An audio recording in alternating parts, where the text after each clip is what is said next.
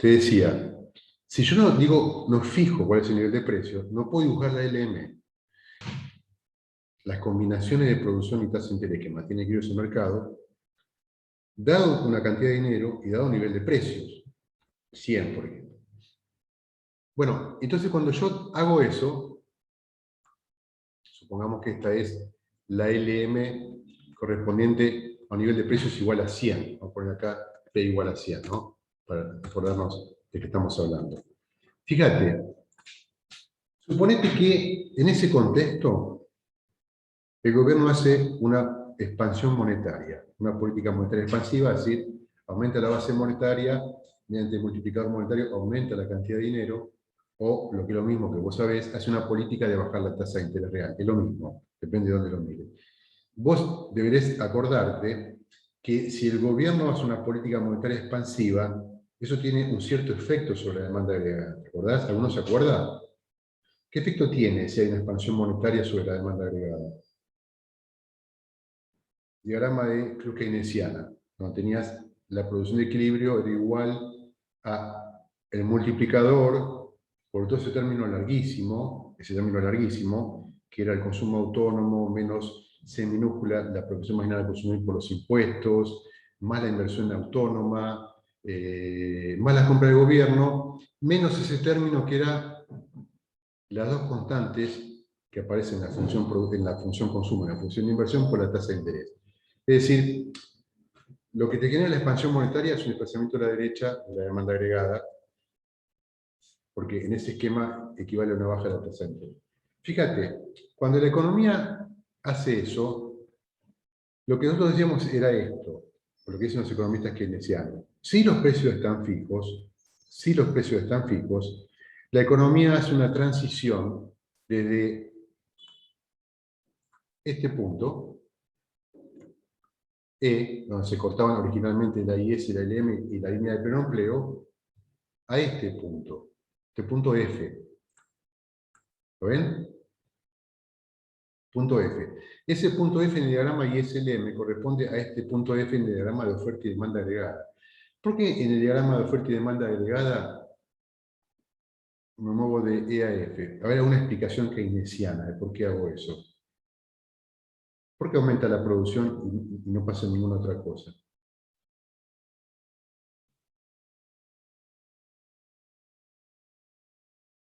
¿Cuál es el supuesto del modelo?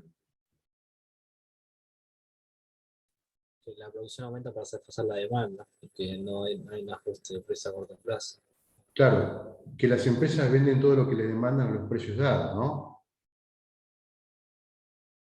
Entonces, si las empresas producen y venden, Gabriel, todo lo que les demandan a los precios dados, eso quiere decir que vos te desplazás sobre esta línea rosa o roja que dibujé ahí, que es tu oferta agregada de corto plazo. Justamente la oferta agregada de corto plazo es una línea que está dibujada en un cierto nivel de precios o en otro diagrama en una cierta tasa de inflación, porque el supuesto keynesiano es que a corto plazo las empresas hacen efectivamente eso.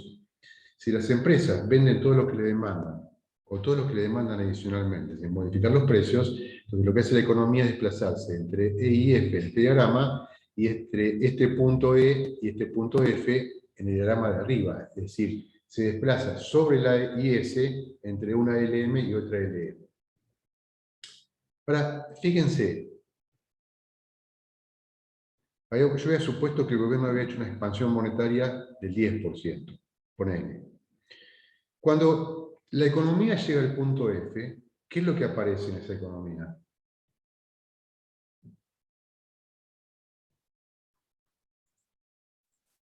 ¿Qué Una situación? brecha expansiva. Bueno, es una brecha expansiva, y entonces,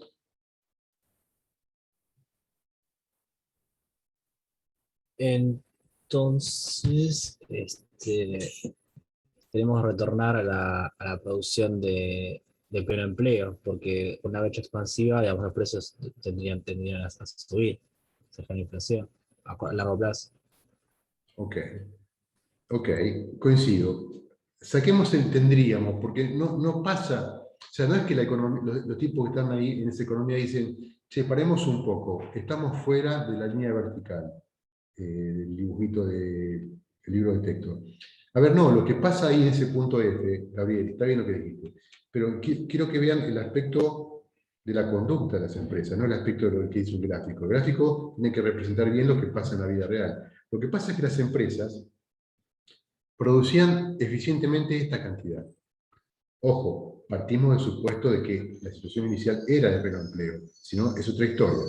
Pero si partimos de pleno empleo, y hago eso para simplificar mi análisis, para que ustedes me sigan, una expansión monetaria que genera una expansión de la demanda agregada, desplazamiento de la demanda agregada, y por lo tanto un aumento de la producción, pero no un aumento en los precios, genera una presión inflacionaria en la economía, porque las economías producían eficientemente cuando producían y con la barrita arriba. Cuando producen esta otra cantidad, ya no producen eficientemente, pagan horas extras, están contratando más trabajadores, la relación capital-trabajo ya no funciona bien. Es decir, hay una presión inflacionaria. Eso es lo que ocurre. Entonces, esa presión inflacionaria hace que la economía se desplace sobre la nueva demanda agregada, esta línea gris, hasta el punto donde la nueva demanda agregada corta la oferta agregada vertical, o sea, hasta que la economía otra vez encuentra un equilibrio general o de largo plazo.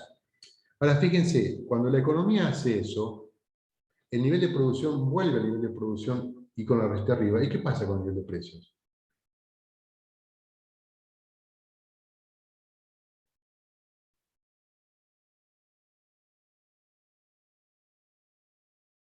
Está en el gráfico. ¿Qué pasa con el nivel de precios? El gráfico de abajo a la derecha.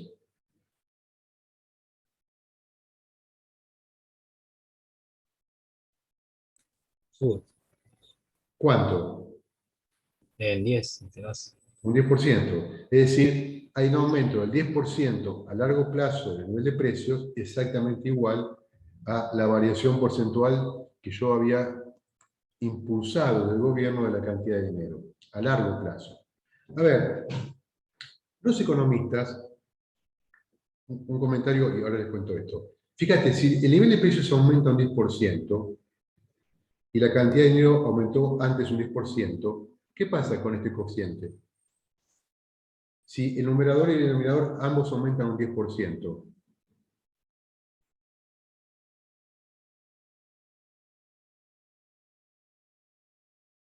¿Me explico lo que les estoy contando?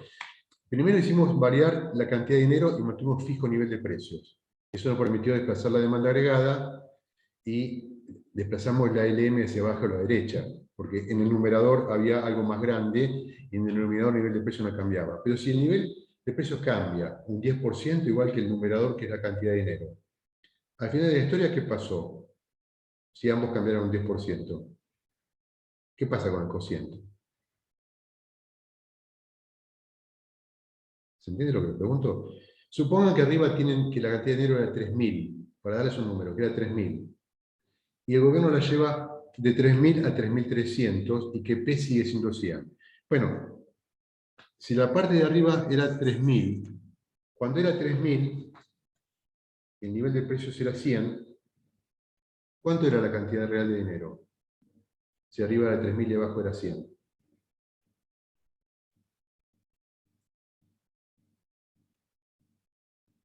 ¿Alguien?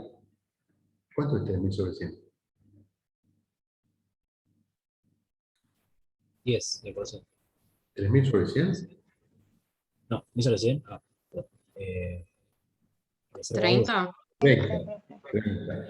La cantidad real de dinero era 30. Y entonces 30 tenía que ser igual a alguna cierta demanda real de dinero que está acá a la derecha, que no me importa, es una función. Digo, lo que yo hice fue aumentar el numerador. Yo dije, supongamos que el gobierno aumenta un 10% la cantidad de dinero. Si yo aumento un 10%, 3.000, llevo la cantidad de dinero a 3.300. ¿Están de acuerdo? ¿Están de acuerdo? 3.300 dividido 100, ¿cuánto me da? Me da 33. O sea que la cantidad real de dinero aumentó en 3. Y eso es lo que desplaza la LM desde acá hasta esta línea roja. Y lo que genera que mi economía vaya del punto E al punto F y que mi demanda agregada se desplace a la derecha y por lo tanto que mi economía en el diagrama oferta-demanda agregada se desplace del punto E al punto F. Digo, como Gabriel explicó que hay una brecha expansiva, yo le dije, bueno, lo que va a pasar es que eso va a presionar los precios hacia arriba. Entonces, eso va a hacer que la economía se desplace en el diagrama de oferta y demanda agregada desde F hasta H, tratando de reencontrar un equilibrio de largo plazo entre la oferta y la demanda, que donde ocurre ese punto, porque la nueva demanda se corta con la oferta agregada vertical. Ahora, si aumentan los precios, de tal manera que aumentan un 10%, entonces el nivel de precios ahora es 110, no es más 100. Entonces tengo una cantidad real de dinero, perdón, una cantidad nominal de dinero que es 3.300 y un nivel de precios que ahora es 110. Si los divido, me da 30,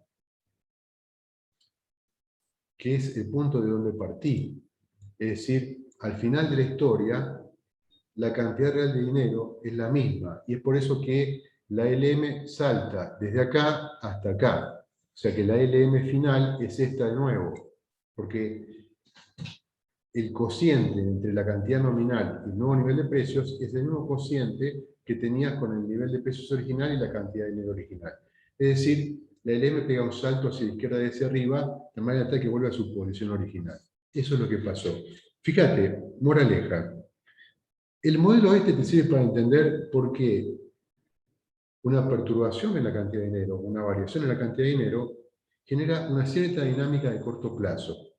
Una variación de la producción de corto plazo sin que varíen los precios, la variación de la producción y de las tasas de interés real. Fíjate que cuando yo moví la LM hacia abajo, aumentó la producción y bajó la tasa de interés real. Pero a largo plazo, una vez que todos los precios de la economía ajustan y la economía vuelve a su equilibrio a largo plazo, ese efecto real de la economía desaparece, porque la economía vuelve al nivel de producción de pleno empleo,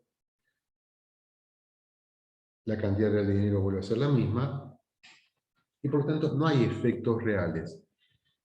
En eso los economistas keynesianos y los economistas clásicos no discrepan. Lo que discrepan es en la dinámica de esa transición. Entonces déjenme contarle ahora un enfoque diferente a este enfoque de la oferta agregada horizontal, ese argumento de los precios son rígidos.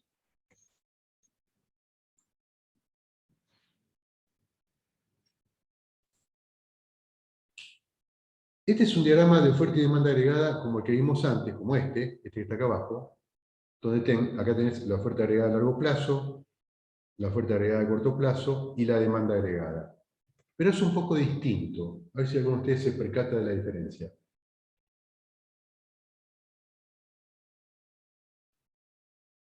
¿Ven alguna diferencia?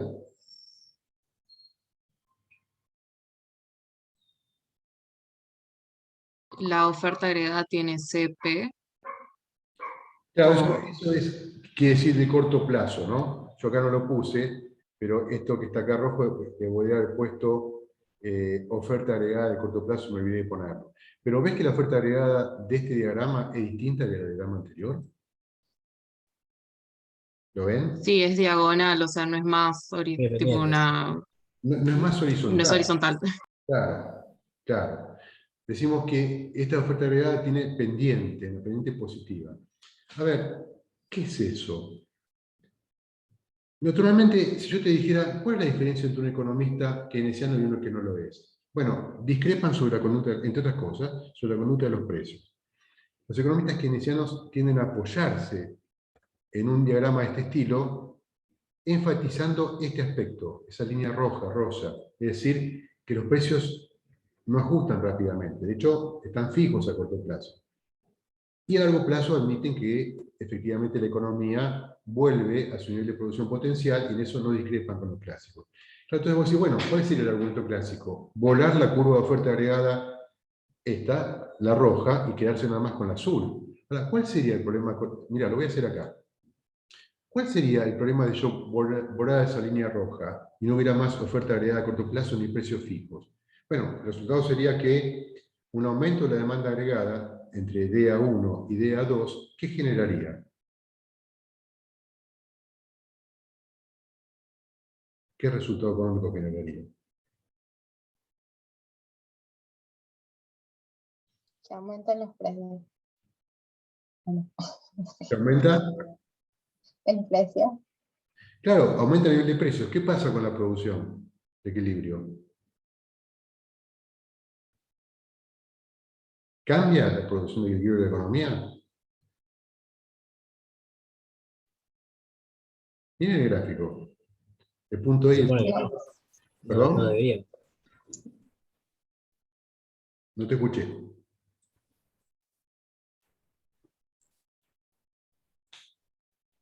Gabriel. No digo que no, porque digamos, si eliminamos la oferta agregada horizontal, digamos, no existe el punto de equilibrio F. Tenemos solo un solo punto de equilibrio que es E y H, entonces sería con la misma producción. Claro, una versión extrema del modelo clásico de equilibrio es que la economía hace un ajuste automático de una situación donde el nivel de precio es 100 a otra situación donde el nivel de precio es 110, incorporando en el nivel de precios reciente todo el cambio en la cantidad de dinero, pero sin ningún efecto en el nivel de precios, perdón, en el nivel de producción. O sea, aumenta automáticamente un 10% el nivel de precios como consecuencia de haber aumentado un 10% la cantidad de dinero de la economía. Bueno, a ver, ningún economista no keynesiano tiene una perspectiva tan extrema de las cosas. Entonces, los tipos desarrollaron un modelo alternativo al modelo keynesiano, en el cual aparece esa oferta agregada de corto plazo, que ven ahí, esta, que es una oferta agregada con pendiente positiva. Esta. ¿Cómo se escribe esa oferta agregada? Bueno, se escribe así, mirá. La producción de la economía es igual a la producción potencial, o sea, a esto, más una constante, no importa, una constante, en economía siempre usamos constantes, acuérdense, no empezamos a imaginar a consumir, siempre usamos la tasa de ahorro, siempre usamos una constante para escribir estas cosas, que multiplica la diferencia entre el nivel de precios que hay en la economía y el nivel de precios que la gente cree que hay en la economía. Entonces, ¿qué quiere decir esto? El nivel de precios que la gente cree que hay en la economía. Mirá, te doy un ejemplo. Suponete que yo tengo un taller, y que entonces tengo que decidir cuánto voy a producir, ponele. Entonces, ¿qué es lo que miro? Miro el precio de lo que yo vendo en relación al nivel general de precios. ¿Por qué? Porque básicamente es una medida de mi rentabilidad, de la remuneración a mi trabajo. Claro, típicamente lo que tengo es un problema de identificación. No sé si lo que yo observo es un cambio en el precio de mi bien, de mi servicio o lo que hago, mi precio relativo, o es un cambio en el nivel general de precios. Entonces, suponete que en la economía hay esa discrepancia entre lo que yo creo que es el nivel de precios y el nivel de precio de la economía. Fíjense, si yo creo equivocadamente que ese aumento de precios que yo observo, que de hecho es un aumento en el nivel general de precios, es un aumento en mi precio relativo, yo estoy subestimando el nivel de precios. Suponete que los precios pasan, siguiendo mi ejemplo, de 100 a 110. Pero yo creo que eso es un aumento, un cambio en mi precio relativo. Entonces, ¿qué voy a hacer si creo que mi precio relativo lo que hago aumentó? ¿Qué harían ustedes? Aumentaría lo que usted produce. Entonces, Aumentaría lo que produzco. Si las empresas confunden su precio relativo con el nivel de precios, van a producir más. Este término que está acá tiene el objetivo de captar esa discrepancia entre el nivel de precios y la expectativa sobre el nivel de precios, que es P esperado. Esa P con la letra chiquita de arriba es mi expectativa o la expectativa de los agentes sobre el nivel de precios. Si el nivel de precio de la economía es mayor que mi nivel esperado de precios, es decir, si el nivel de precios, el aumento en el nivel de precios sorprende a los agentes, este término es positivo. ¿Lo ven?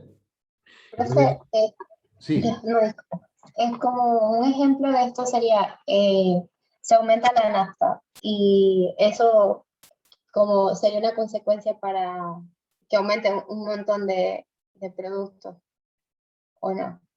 O es No, a un nivel de a precios ver, en general. sería así, mira, yo trabajo en una empresa y mi empresa firma un acuerdo salarial, un convenio colectivo con la Cámara del Sector, con un ajuste salario del 25%.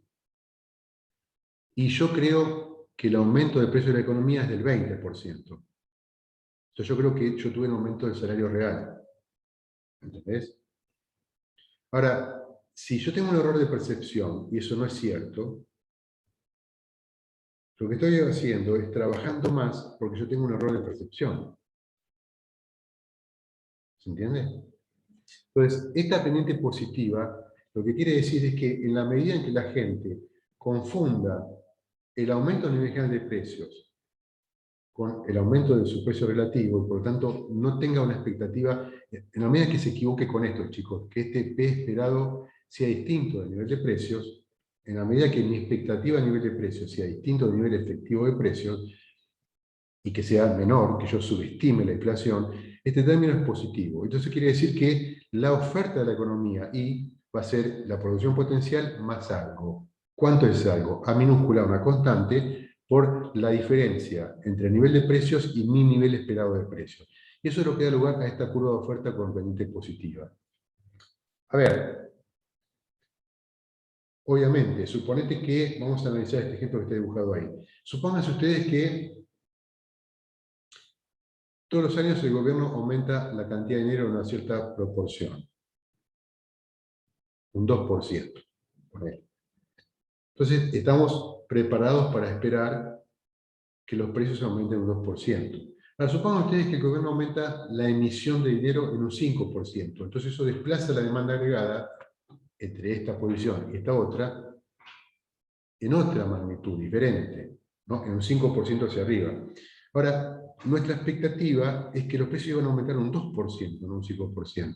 Entonces, como yo me equivoco y creo que eso que está pasando con el nivel de precios en realidad es un aumento de mi precio relativo, trabajo más. Entonces, la economía a corto plazo, como consecuencia de ese error de percepción, va de este punto a este punto.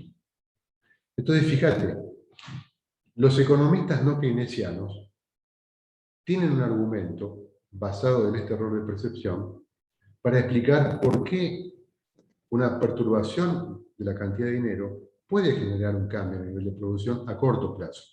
Pero ese argumento no está relacionado con la rigidez de los precios. Está relacionado con el hecho de que la gente forma expectativas erróneas.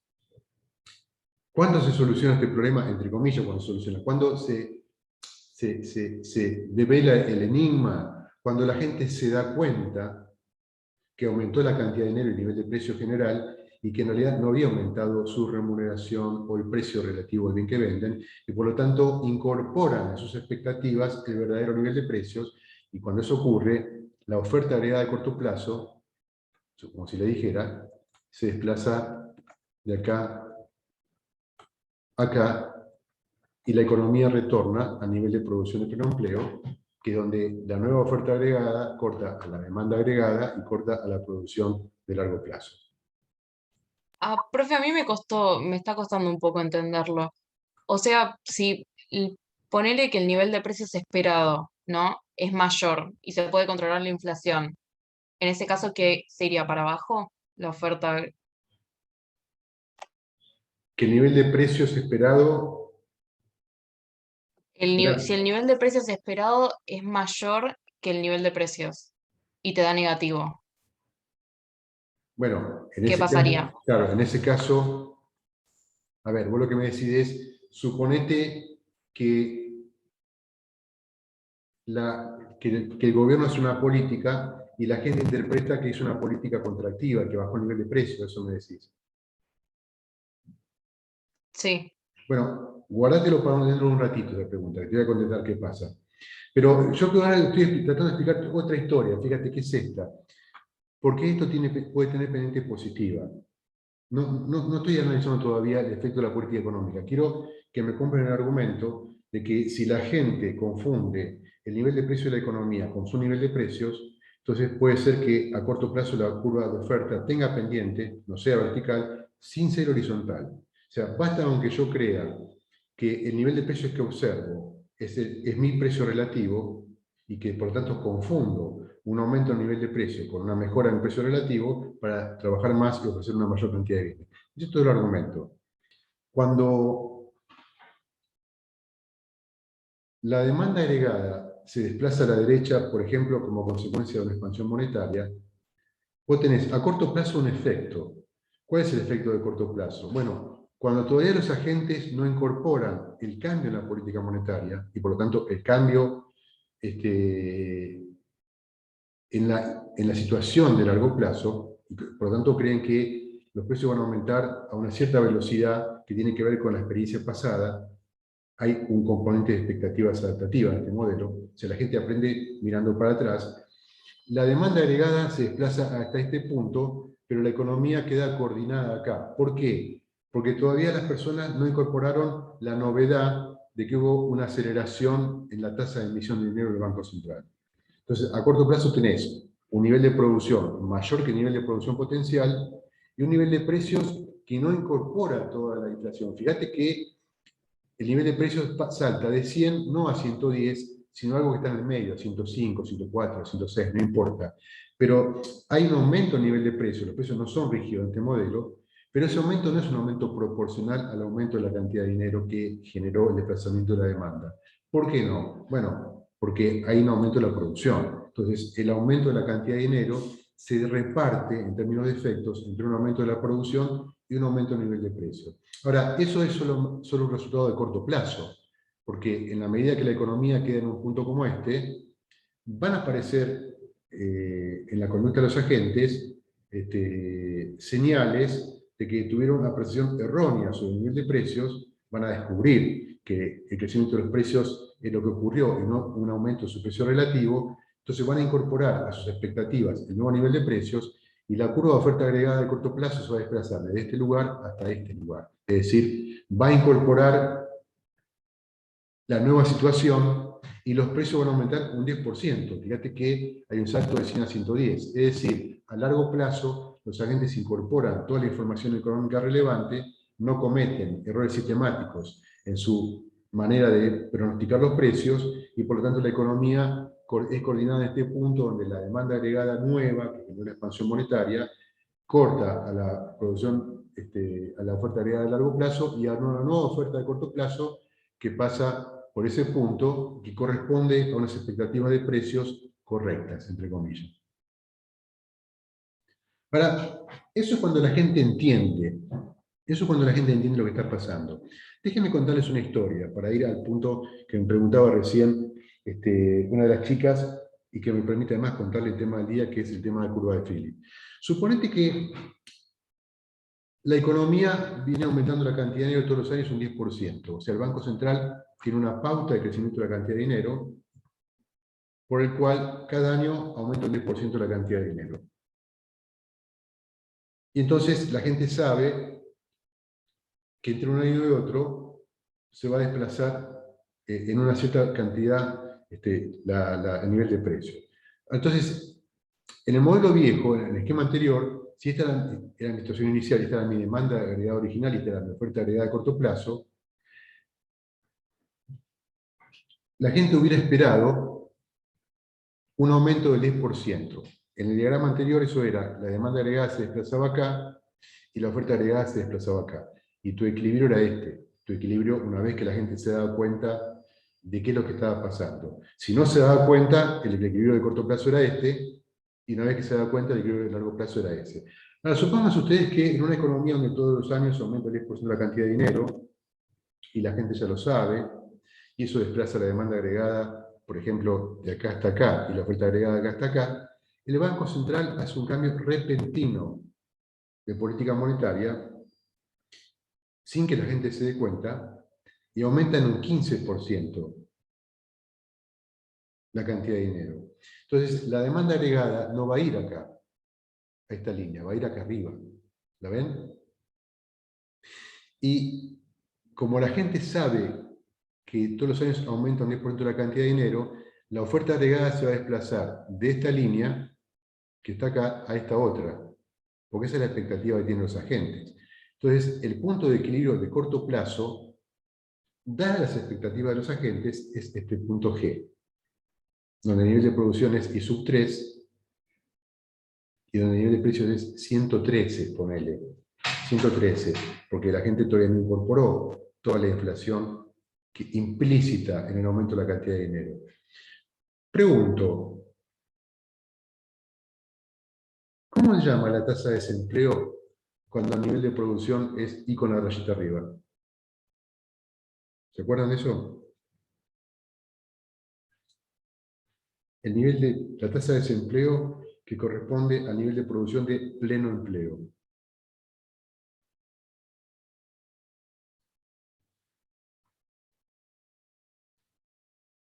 Pero si hay pleno empleo, no hay desempleo. ¿Cómo O no? estoy- ¿Hay, Desempleo estructural. hay desempleo Sería, cero?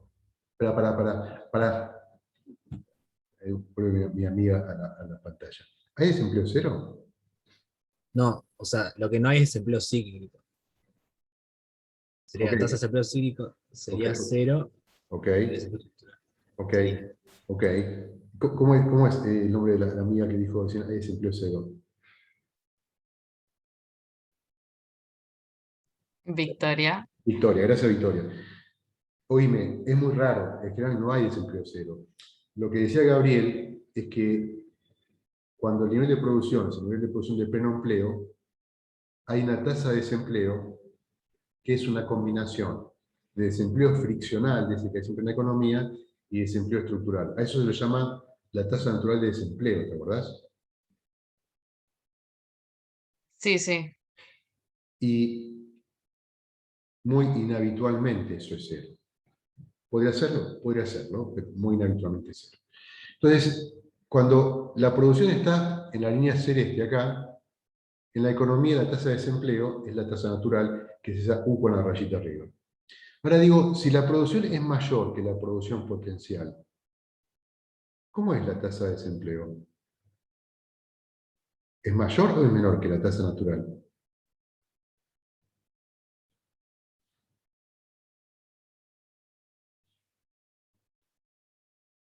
Si la economía produce más que el nivel de producción potencial, el empleo es mayor, ¿verdad? Si el empleo es mayor, ¿el desempleo cómo es? Menor. Menor. Es decir, en este punto G, la tasa de desempleo es menor que la tasa natural. Entonces, si la tasa de desempleo es menor que la tasa natural, y el desempleo cíclico es la tasa observada menos la tasa natural, ¿qué signo tiene el desempleo cíclico en ese punto?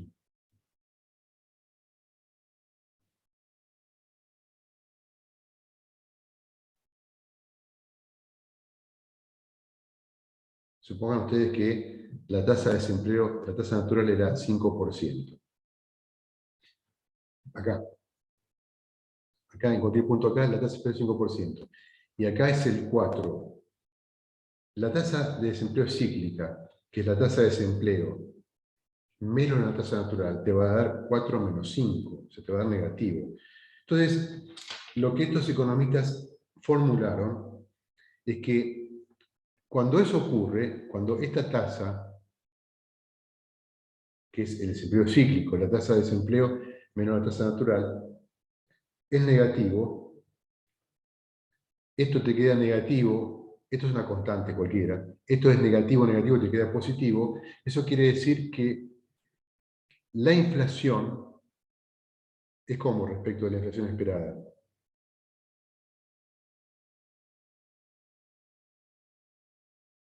Chicos, si esto es positivo, todo esto es negativo, tiene un signo negativo adelante, todo esto es positivo, ¿están de acuerdo? Sí, Si todo esto es positivo, el lado izquierdo, ¿cómo tiene que ser? positivo. Positivo. Si la inflación observada menos la inflación esperada es positiva, quiere decir que la inflación, ¿cómo es respecto a la inflación esperada? Mayor. Mayor. Cuando la inflación es mayor que la inflación esperada, lo que está pasando es que los agentes son sorprendidos por la inflación. Se llama eso la inflación no esperada. Acuérdense que yo le dije hace un ratito que la curva de Phillips que sí existe en la economía es una relación entre la inflación no anticipada, es eso, y el desempleo cíclico.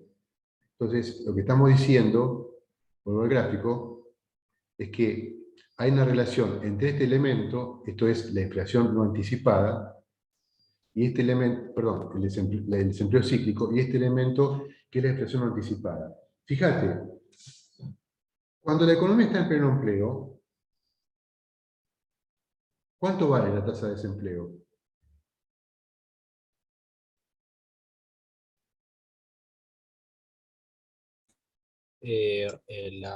La U con rayita, digamos, tasa natural. Es la tasa natural. O sea, ¿y este término cuánto vale entonces?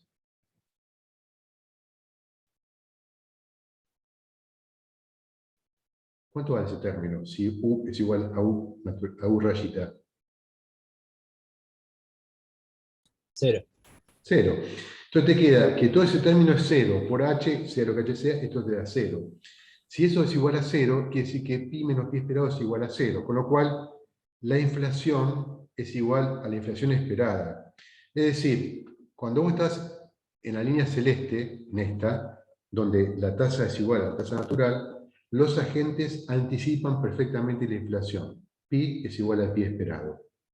Siempre que pi sea distinto del pi esperado, sea que estés a la derecha, como en este caso, donde la inflación es mayor que la inflación esperada, o sea que estés a la izquierda, donde la inflación puede ser menor que la inflación esperada, existe un componente de desempleo cíclico. Bueno, esa es la forma de la curva de Phillips ajustada por expectativas, o la curva de Phillips aumentada por expectativas, tal cual fue formulada por los economistas en paralelo, no es que escribieron estos juntos, en la década del 60. Uno fue Edmund Phelps, de la Universidad de Columbia, y otro fue Milton Friedman, de la Universidad de Chicago, en papers que yo por acá les puse, creo, los links, déjenme ver, creo que estaban más adelante, ¿no? Bueno, por ahí yo les puse los links, después lo buscamos y digo dónde pueden verlo.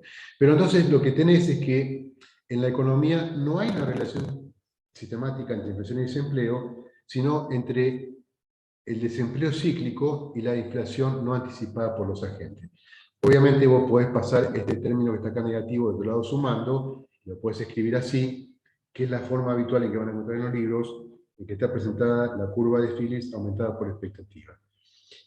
Un comentario, fíjate que en esta relación también tenés la variable inflación acá y tenés la variable desempleo acá, solo que en la formulación de Friedman y Phelps aparecen estos términos, que son la inflación esperada y la tasa natural, que no estaban en la versión original.